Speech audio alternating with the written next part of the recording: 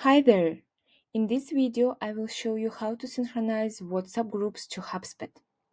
First of all, you need to log into your TimelinesAI account where you have connected WhatsApp number. Next step, you can open HubSpot tab and make sure that you establish connection between your WhatsApp and HubSpot. It happens in a few clicks.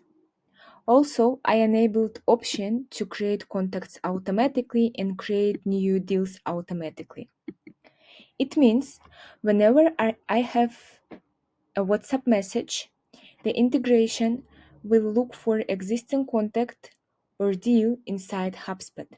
And if there is no any existing contact or deal, it will create a new contact automatically and then it will create a new deal automatically.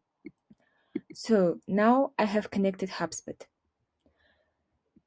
Also, I have just created a test group, this one, and send the message. Let me send another new message. Okay, you can see that I sent the last message right now. Let me just update it and we can open the sync log, refresh it, and I can see that HubSpot contact was created inside HubSpot and the name was synchronized from WhatsApp group. And you can also see messages as activities.